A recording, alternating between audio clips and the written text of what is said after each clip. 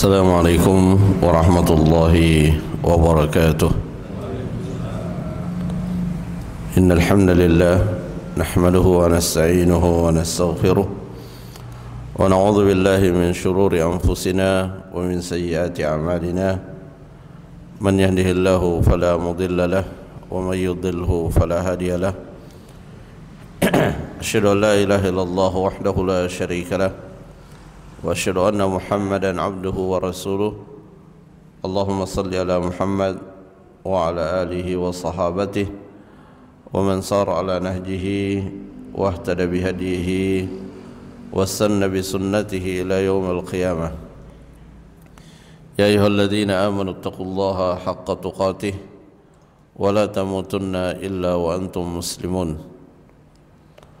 اللهم علمنا بما ينفعنا وانفعنا بما علمتنا وزدنا علما وتوفيقا وأصلح لنا شؤوننا كله ولا تكلنا إلى أنفسنا طرفة عين. أما بعد، معاشر المسلمين jamaah salat subuh rahimani wa rahimakumullah. Alhamdulillah, pada kesempatan ini kita kembali melanjutkan majelis ilmu kita pada penjelasan kitab Taisirul Karim Ar-Rahman fi Tafsir Kalamil Mannan yang ditulis oleh Syekh Abdurrahman bin Nasir As-Sa'di rahimahullah.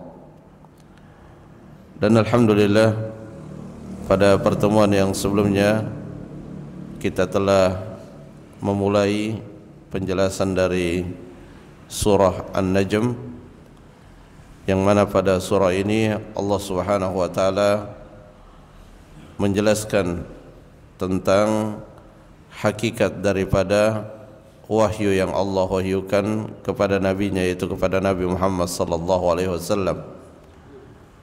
Melalui surah An-Najm Allah memastikan bahwa apa yang Allah sampaikan kepada Nabi Muhammad sallallahu alaihi wasallam itu terjaga dari pengurangan dan penambahan.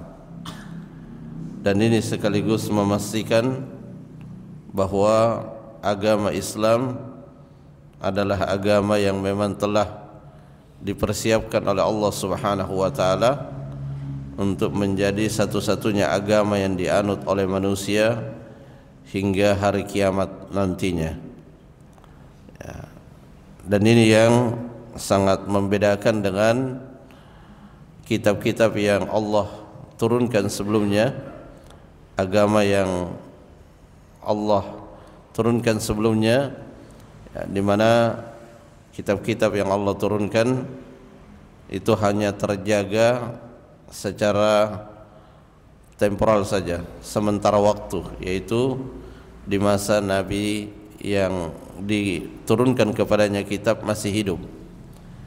Adapun setelah Nabi tersebut meninggal, maka kitab itu tidak lagi terjaga kemurniannya, sehingga akan terjadi pengurangan dan penambahan. Dan untuk mengembalikan kepada kemurniannya, maka Allah Subhanahu wa taala mengutus nabi berikutnya, mengutus rasul berikutnya. Adapun kitab suci Al-Qur'an, maka Allah Subhanahu wa taala telah memberikan jaminan keterjagaan. Dan melalui surah ini kita diinformasikan secara lebih mendetail bagaimana Al-Quran ini dijaga oleh Allah Subhanahu wa taala dan juga hadis Nabi sallallahu alaihi wasallam. Pada ayat yang terakhir kita telah menjelaskan firman Allah Subhanahu wa taala, "Wa ma yantiqu 'anil hawa." Dan Nabi sallallahu alaihi wasallam tidaklah mengucapkan suatu ucapan yang berasal dari hawa nafsu beliau. Dalam suatu kesempatan Nabi pernah mengatakan kepada para sahabatnya, "Inni la aqulu illa haqqa." Sesungguhnya aku tidak mengucapkan sesuatu kecuali kebenaran, kecuali sesuatu yang benar. Tidak ada dusta di dalam ucapan Nabi sallallahu alaihi wasallam. Dan ketika sahabat mengatakan kepada beliau, innaka tamzahu ya Rasulullah, sesungguhnya engkau juga bercanda wahai Rasulullah. Maka kata Nabi SAW, dalam bercanda sekalipun, la aqulu illa haqqa, aku tidak mengatakan kecuali sesuatu yang benar. Ya, dan ini adalah pernyataan yang memastikan bahwa ya, agama Islam ini sudah pasti datangnya dari Allah Subhanahu wa ta'ala. Ajaran-ajaran yang ada di dalam agama kita itu datangnya dari Allah Subhanahu wa ta'ala. Sehingga menjadi sangat aneh jika kemudian ada di antara kaum muslimin mengucapkan dua kalimat syahadat tetapi meragukan ajaran agamanya sendiri, baik itu yang berkaitan dengan permasalahan ibadah, terlebih lagi yang berkaitan dengan permasalahan-permasalahan muamalah. Ya, kalau permasalahan ibadah, maka hal ini relatif diterima oleh kebanyakan kaum muslimin. Tetapi ketika memasuki persoalan-persoalan yang bersifat duniawi, maka disinilah kadang di antara kaum muslimin sendiri ada yang menolak ajaran agamanya. Jadi Allah Subhanahu wa taala memastikan, wa ma yantiqu 'anil hawa laisa nutqan sadiran an hawa nafsihi. Jadi apa yang diucapkan oleh Nabi sallallahu alaihi wasallam itu sama sekali tidak berasal dari hawa nafsunya. Ya, karena ketika berasal dari hawa nafsu, maka itulah yang menjadi salah satu sumber dari ucapan-ucapan yang buruk. Karenanya Al-Quran dan Sunnah Nabi sallallahu alaihi wasallam ya, diturunkan itu tidak lain untuk membimbing hawa nafsu kita. Ya, karena semua manusia memiliki hawa nafsu. Ya, dan hawa nafsu itu ada kegunaannya berkaitan dengan urusan-urusan dunia. Ya, karena hawa nafsu kita bekerja, kita berusaha. Jadi ada gunanya. Hanya saja ia harus diarahkan, dan yang bisa mengarahkan hawa nafsu kita itu hanyalah Al-Quran dan Sunnah Nabi sallallahu alaihi wasallam. Ya, makanya kalau kita perhatikan ya, ajaran-ajaran di dalam agama itu selalu mengarah pada pengendalian hawa nafsu. Ya, dalam perkara-perkara yang mubah sekalipun, yang halal secara asal, di sana kita diajarkan untuk mengendalikan hawa nafsu kita. Allah Subhanahu wa taala misalnya berfirman, wa kulu washrabu wa la tusrifu. Makanlah, minumlah, tapi jangan berlebih-lebihan. Ya, karena berlebih-lebihan di dalam perkara yang mubah itu bisa menjerumuskan kepada yang diharamkan. Ya. In huwa illa wahyun yuha. Ya, jadi apa yang diucapkan oleh Nabi sallallahu alaihi wasallam itu tidak lain kecuali wahyu yang Allah wahyukan kepada beliau. Ya. Syekh Sa'di rahimahullah ketika menjelaskan ayat ini, dan ini salah satu ayat yang sangat penting dan merupakan salah satu prinsip di dalam keyakinan kita, bahwa in huwa illa wahyun yuha. Apa yang berasal dari Nabi sallallahu alaihi wasallam itu merupakan wahyu yang Allah wahyukan kepada beliau. La yattabi'u illa ma auha ilaihi. Ya, jadi Nabi sallallahu alaihi wasallam tidak mengikuti kecuali apa yang Allah wahyukan kepada beliau. Jadi apa yang beliau ucapkan berkaitan dengan agama, apa yang beliau lakukan berkaitan dengan agama, bahkan apa yang beliau tinggalkan berkaitan dengan ajaran agama, maka itu bersumber dan berasal dari wahyu yang Allah wahyukan kepada beliau. Ya, sehingga ajaran agama diambil dari Nabi sallallahu alaihi wasallam itu tidak hanya melalui ucapannya, tetapi juga melalui perbuatannya. Bahkan termasuk di antara perbuatannya itu adalah apa-apa yang Nabi sallallahu alaihi wasallam tinggalkan.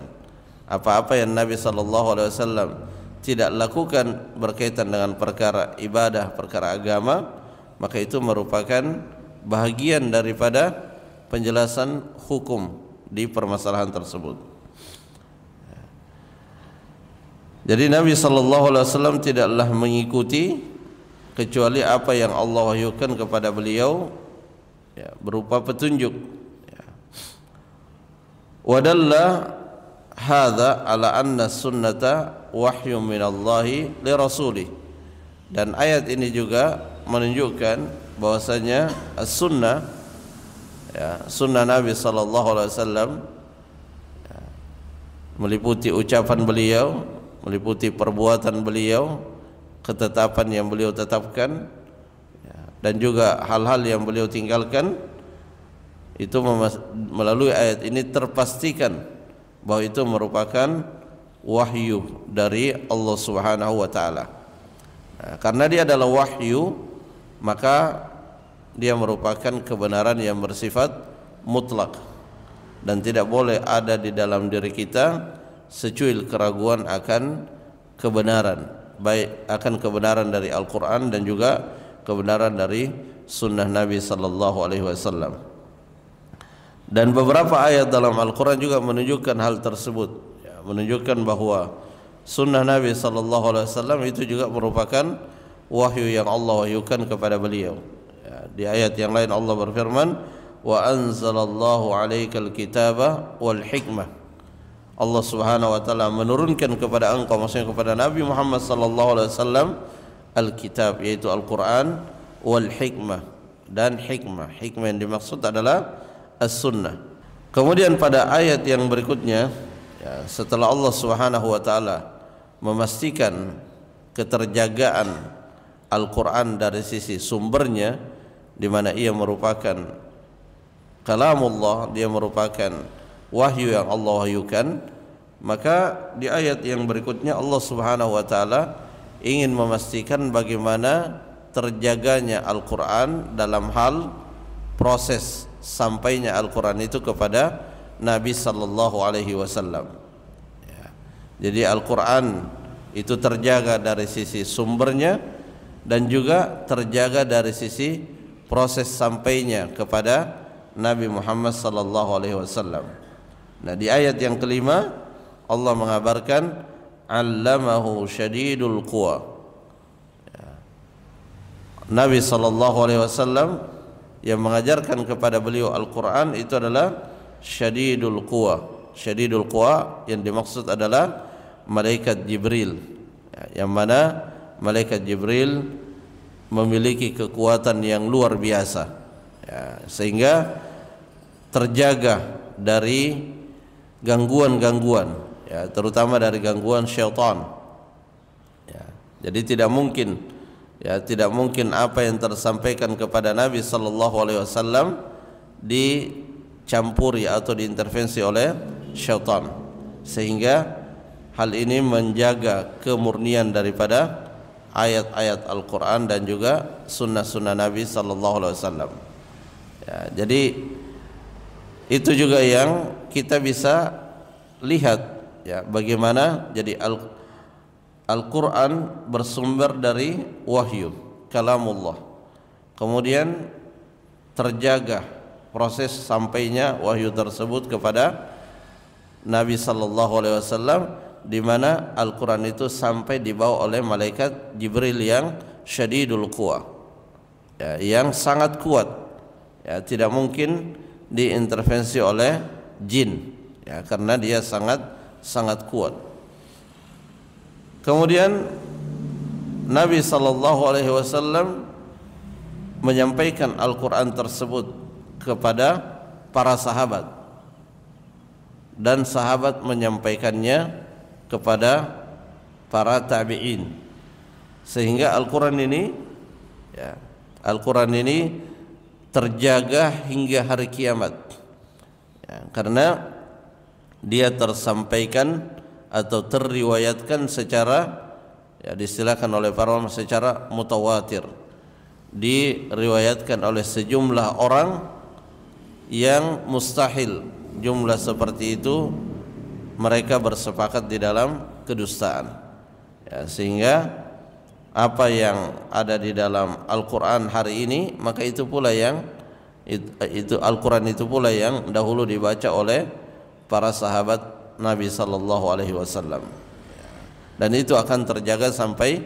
hari kiamat. Dan diantara bukti daripada keterjagaan Al-Quran ini, di mana banyak diantara kaum muslimin yang dengan mudah bisa menghafal Al-Quran. Tidak ada kitab yang setebal itu bisa dihafal sebagaimana dihafalnya Al-Quran.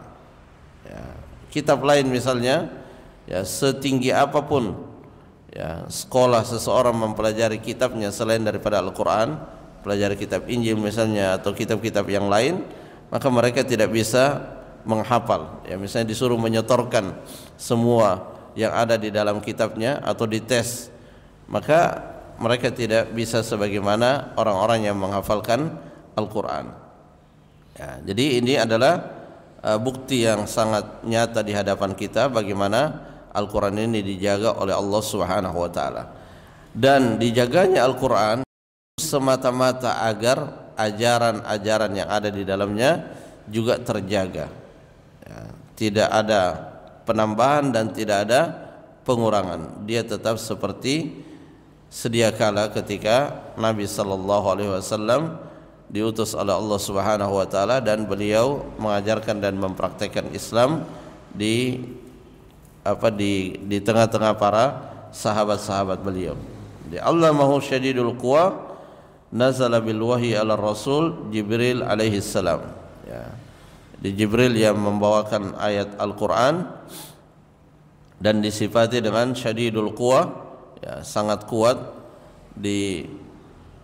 Diceritakan bahwa ketika Allah Subhanahu wa taala ingin mengazab, ya, hendak mengazab kaum Nabi Lut, maka kampung dari kaumnya Nabi Lut itu diangkat, ya, diangkat oleh ujung sayapnya malaikat Jibril, dan diangkat bukan diangkat 1-2 meter, tapi diangkat sampai mendekati langit, sehingga malaikat yang ada di langit itu mendengar rintihan orang-orang yang ada di dalam kampung itu yang diangkat oleh malaikat Jibril. Ya.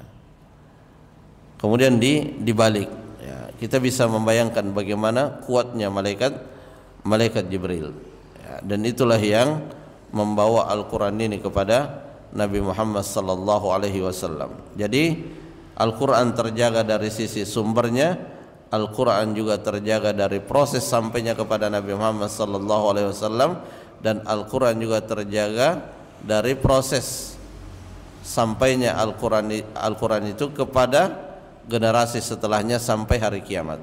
Jadi dia terjaga dalam semua keadaan, sehingga siapapun yang berupaya untuk memalsukan ayat-ayat Al-Quran maka pasti akan terungkap.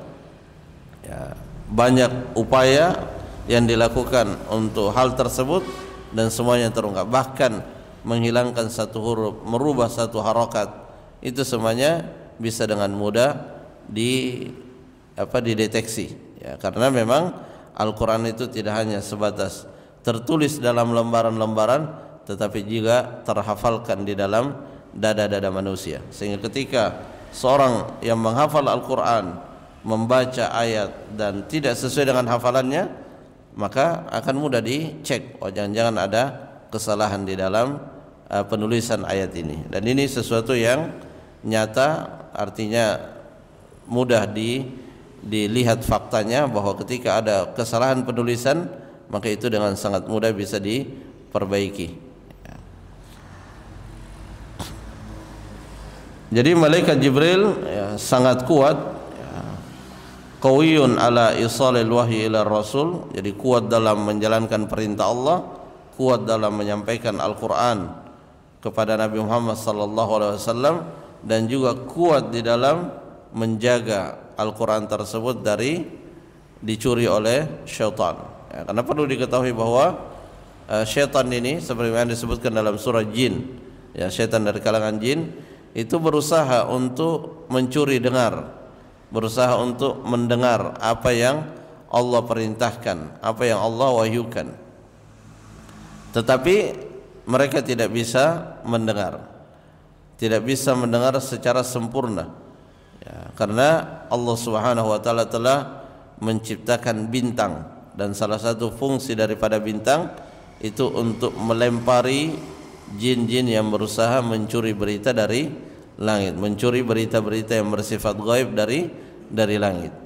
Ya, sehingga ketika, ya, dikisahkan oleh Nabi SAW dalam hadisnya yang sangat panjang, ketika syaitan itu berusaha mencuri perkara-perkara yang gaib, maka mereka dilempari oleh malaikat dengan bintang-bintang tersebut, ya, sehingga mereka tidak mendengarkan, atau mungkin mendengar sebahagian tapi tidak mungkin mendengarkan keseluruhan, ya. Tetapi jin tersebut akan menyampaikan kepada yang di bawahnya sesuai dengan apa yang dia dengar dan menambahkannya 100 kedustaan. Kemudian, ya, karena mereka bertumpuk-tumpuk sampai mendekati langit, ya, tentunya ini perkara yang gaib, tapi Nabi SAW menceritakan hal tersebut, ya. Yang di atas menyampaikan kepada yang di bawah menambah 100 kedustaan, kemudian yang di bawahnya juga menyampaikan kepada yang lebih di bawahnya juga menambah 100 kedustaan, sampai kemudian yang paling terakhir itu menyampaikannya juga kepada para dukun dan juga menambah 100 kedustaan, sehingga yang dominan itu adalah kedustaannya. Sehingga Nabi SAW mengecam keras kepada siapa saja di antara kaum muslimin yang mendatangi dukun, apalagi sampai membenarkannya, karena orang yang membenarkannya itu sudah pasti membenarkan sesuatu yang dusta. Allamahu syadidul quwa, ya, kemudian dijelaskan lagi, ya, masih tentang Jibril alaihi salam, dzu mirrah, ya, dzu mirrah ini ada dua makna yang disebutkan oleh para ahli tafsir. Dzu mirrah ini dzu quwa, memiliki kekuatan yang sangat dahsyat, wa khalqin hasan, ya, dan tampilan fisik yang sangat indah, ya, sangat memukau, ya. Jadi dua kelebihan yang berpadu pada malaikat Jibril, kuat fisiknya, tampilannya indah dan memukau, ya, dan inilah yang terbaik, ya, yang Allah pilih dari, ya, para malaikatnya untuk menyampaikan wahyunya yang terbaik, ya, kemudian dipilih, ya, diturunkan di bulan yang terbaik, di bulan Ramadan, di malam yang terbaik, yaitu di malam Lailatul Qadar, kepada makhluk yang terbaik, yaitu Nabi Muhammad SAW, dan orang yang mengikutinya itu juga menjadi umat yang terbaik. Wa huwa bil dzu mirratin fastawa, ya, fastawa, dan malaikat Jibril itu nampak, ya, nampak bagi Nabi Muhammad SAW, nampak dan menetap bil ufukil a'la, di ufuk yang tertinggi, ya. Ufuk itu kalau kita memandang ke arah timur atau ke arah barat, maka kita akan melihat seperti bumi dengan langit bertemu di ujungnya. Nah, itulah yang disebut dengan al-ufuk, ya. Nah, Nabi SAW itu pernah melihat malaikat. Jadi malaikat Jibril itu ketika bertemu Nabi SAW itu selalu menyerupakan dirinya dengan manusia biasa. Ya, biasanya menyerupakan dirinya dengan muka beberapa sahabat, ya, seperti Dihya al-Kalbi radhiyallahu an, ya. Seperti itu biasanya malaikat Jibril. Seperti dalam hadis ketika malaikat Jibril datang kepada Nabi SAW bertanya tentang iman, tentang Islam, tentang ihsan, ya, berdialog dengan Nabi SAW, maka, ya, tentunya malaikat Jibril hadir di tengah-tengah para sahabat itu dalam keadaan menyerupakan dirinya sama dengan manusia, Ya, tetapi Nabi SAW pernah melihat malaikat Jibril sebagaimana zatnya diciptakan oleh Allah Subhanahu wa taala, sebagaimana disebutkan di dalam ayat ini, wa huwa bil ufuqil a'la, dzu mirratin fastawa wa huwa bil ufuqil a'la. Ya, dan ini tentunya semakin menguatkan keyakinan Nabi sallallahu alaihi wasallam, ya, karena melihat secara langsung bentuk fisik dari malaikat Jibril. Ya. Wa huwa bil ufuqil a'la, di tempat yang sangat tinggi, yang juga semakin menegaskan bahwa tidak mungkin, ya, tidak mungkin terjangkau oleh gangguan syaitan, ya, sehingga ini semakin menguatkan keterjagaan daripada ayat-ayat Al-Quran, ya, dan juga sunnah Nabi sallallahu alaihi wasallam, ya, dijaga oleh Allah Subhanahu wa taala, meskipun tidak sebagaimana persis Al-Quran, tetapi kita juga melihat bagaimana sunnah itu terjaga, ya, bagaimana sunnah itu sampai kepada para penulis-penulis hadis, ia sampai melalui jalur periwayatan yang sangat ketat, ya, bahkan ada satu disiplin ilmu yang secara khusus bertugas menjaga hadis Nabi sallallahu alaihi wasallam, yaitu al-isnad, ilmu yang berkaitan tentang sanad,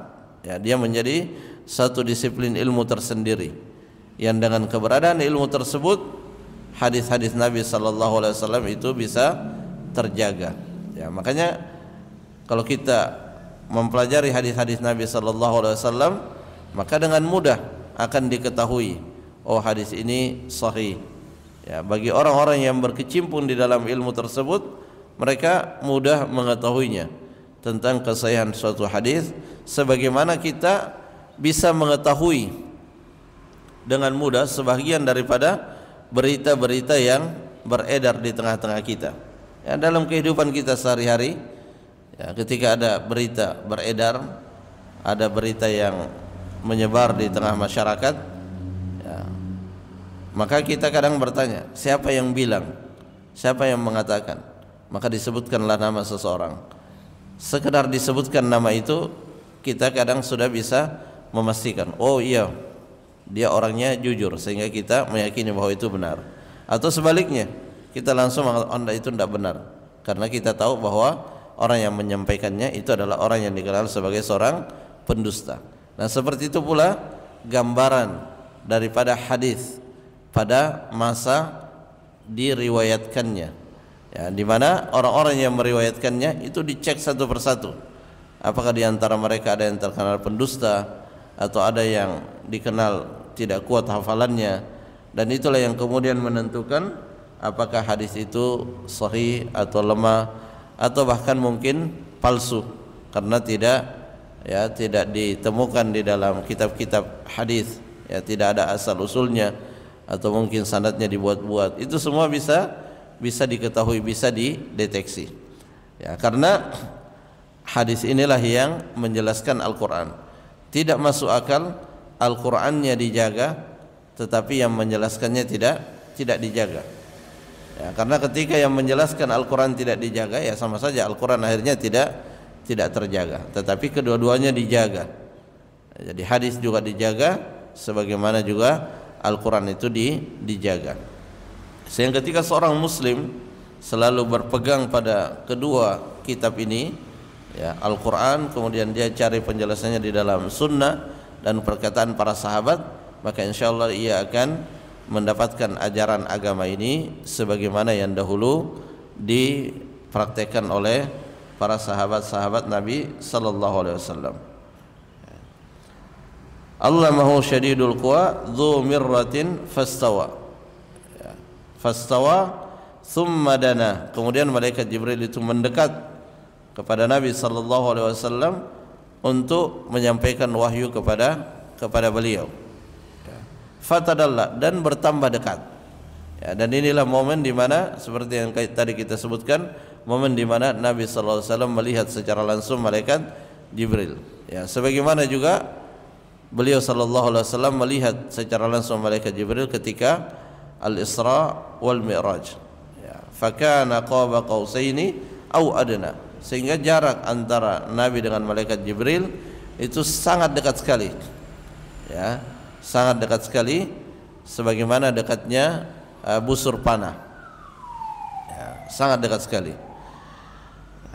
Tentu ya ini adalah bagian dari hal yang gaib yang Allah perlihatkan kepada Nabi sallallahu alaihi wasallam, ya, karena malaikat itu alamnya gaib, ya, malaikat alamnya gaib. Jadi secara asal tidak bisa dilihat malaikat Jibril dengan wujud aslinya, tetapi ketika Allah mengizinkan hal tersebut, maka itu bisa terjadi. Ya. Makanya tidak ada, ya, tidak ada orang yang melihat malaikat dalam wujud aslinya, sebagaimana juga tidak ada yang melihat jin dalam wujud aslinya, ya, karena itu adalah perkara yang gaib. Jadi kalau ada orang mengatakan dia melihat jin dalam wujud aslinya atau melihat malaikat dalam wujud aslinya, maka itu sesuatu yang pasti dusta. Kenapa? Karena Allah sudah menyatakan bahwa itu adalah hal yang gaib, dan Allah juga dalam Al-Quran menyebutkan innahu yarakum huwa wa qabiluhu min haitsu la tarawnahum. Sungguhnya jin itu makhluk yang gaib, bisa melihat kalian tapi kalian tidak bisa melihat mereka, ya. Jadi ketika terjadi suatu keajaiban misalnya dan melalui seseorang, ya, maka kita tidak boleh memastikan bahwa tadi datang malaikat, ya, karena kita tidak bisa memastikan apakah mereka malaikat atau bukan malaikat, ya. Sebagaimana ketika Nabi sallallahu alaihi wasallam didatangi oleh malaikat Jibril di tengah-tengah para sahabatnya, Nabi bertanya kepada para sahabat, tahukah kalian siapa yang datang tadi? Tidak ada seorang pun yang tahu. Abu Bakar tidak tahu, Umar tidak tahu bahwa itu adalah malaikat Jibril. Mereka baru mengetahui bahwa mereka itu adalah malaikat Jibril, laki-laki itu adalah malaikat Jibril, setelah Nabi sallallahu alaihi wasallam mengatakan, "Dzaka Jibril atakum yuallimukum dinakum." Yang datang tadi itu malaikat Jibril, ia datang untuk mengajarkan kepada kalian ajaran agama kalian. Ya, jadi asalnya mereka tidak tahu sampai kemudian diberitahu oleh Nabi sallallahu alaihi wasallam. Jamaah rahimakumullah, itu beberapa yang bisa kita sampaikan, semoga bermanfaat. Wallahu taala alam bisawab. Subhanakallahumma rabbana wa bihamdik, asyhadu an la ilaha illa ant, astaghfiruka wa atubu ilaik. Assalamualaikum warahmatullahi wabarakatuh.